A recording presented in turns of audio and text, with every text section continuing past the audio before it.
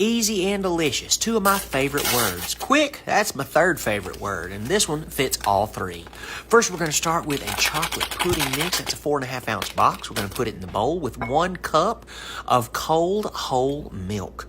All right, now we're going to blend this together and we're going to set it aside because this right here is going to be the base for our no-bake pie.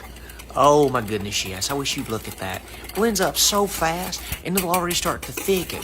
So what we're going to do is just kind of set it aside until we get all the other ingredients put together, which there aren't many, just to make sure we can get it all exactly right.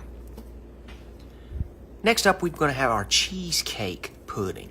I love this flavor. It looks like vanilla, but it's got just a little bit more of a fuller flavor to it. Same thing with this. We're going to empty that 4.5 ounce package into our bowl. Blend it in with 1 cup of cold whole milk. This is going to make another layer in this beautiful pie that we're making. Exactly. Hey, be careful when you're pouring, okay? Sometimes you get rambunctious, might splash out on the table. And what you're going to do is just mix that one up together as well. Same thing. Just blend it really, really well because you don't want any kind of powdery lumps in it at all. And as you can tell, it's already starting to thicken. It's coming together just beautifully. So whenever we get that all taken care of, we're going to set it aside and get ready for the pour. Next out, we're going to bring our 9-inch glass pie plate. Perfect. And we're going to start back with that chocolate pudding that we had earlier. Now, as you can see, it's already starting to form a skin on the top.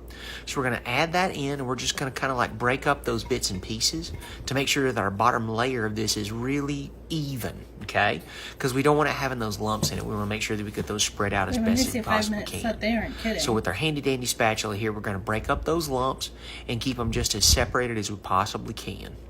Now, you want to make sure that you get all the way to the edges. Just like always, I like to go to the sides and the corners. Now, we don't have either of those here, but I do want to make sure we get good coverage all the way to the bottom of this circular pan.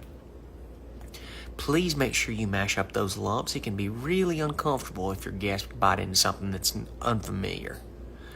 Next, we're going to bring this cheesecake pudding in here and put it right on top.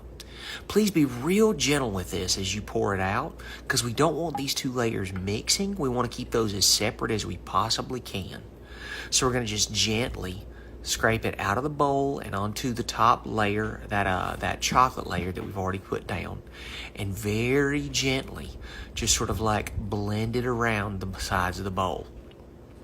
Little hack, little trick here. If you want to refrigerate that chocolate layer for about maybe 20 to 30 minutes, it'll make it a lot easier to spread that cheesecake layer. They won't blend nearly as quickly because it'll give that bottom layer a chance to congeal just a little bit longer. But one thing I want to make sure I mention too is we keep that little peekaboo rim all the way around. We've got the cheesecake on top, but we still want to be able to see that stripe of chocolate on the outside. It's just more enticing like that.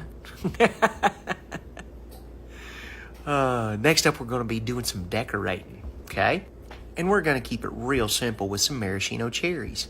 And all we're going to do is literally just put these at the 4 points first, and then we're going to fill in between, making sure that we use those 4 points for reference to get us a little symmetry going on the top of this here pie. Okay, perfect. So we're not exactly going to make a clock out of it, but it's going to be something similar. Beautiful. Now, if you're a cherry fan, go crazy with it. Go ahead and put them all over the top. Or if you want to put some cherry pie filling on top, that's absolutely fine as well. Completely up to you.